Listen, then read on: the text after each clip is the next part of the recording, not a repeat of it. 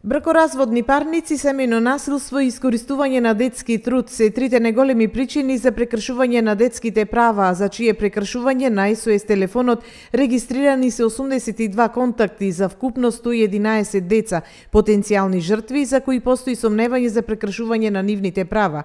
Ова се вели во годишниот извештај за 2016 година на првата детска амбасада во светот Меѓаши.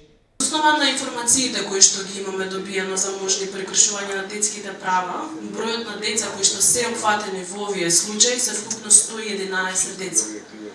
Тоа воопшто не е мала бројка и тука станува збор само за дојавувања кои што ги имаме во детската амбасада Меѓаши, да не зборуваме за оние деца кои што ниту имаат храброст да пријават, ниту имаат можност и кои што се заборавени од сите страни.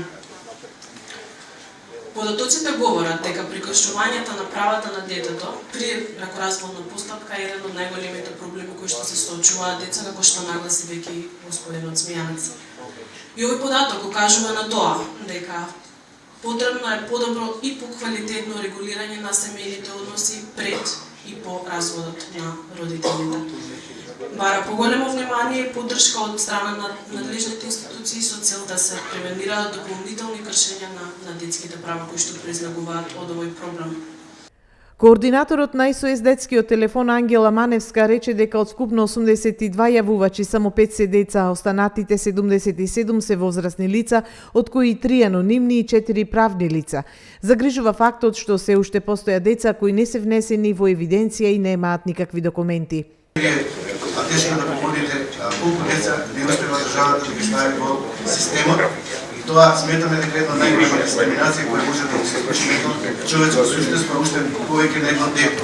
Да не постои во евиденција на родените во Република Македонија. Тоа може да биде киднапирано, грабнато, силувано, проституирано, неговите органи да бидат продадени на пазарот и едноставно да исчезне од Република Македонија никој да не го евидентира. Од мене апел до државата, посебно до Министерството за труд и социјална политика, да ги прошири капацитетите за отварање на детски градинки, затоа што градинките не се само згрижување, туку се и образование и воспитание и на овој начин се поголема опфатеност на децата. Без услов да нивните родители мора да бидат работени, сметаме дека ќе направиме еден голем чекор во нивно вклучување во задолжителниот основно образование, на понатаму и средното училиште.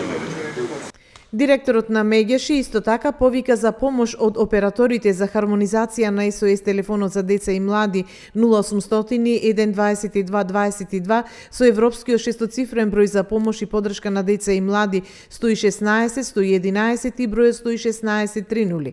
Во текот на 2016 година сервисот за директна помош и материјална поддршка го искористиле 138 граѓани што живеат на работна сиромаштија и се има 475 пати обратено и добиено помош од детската амбасада Меѓаши.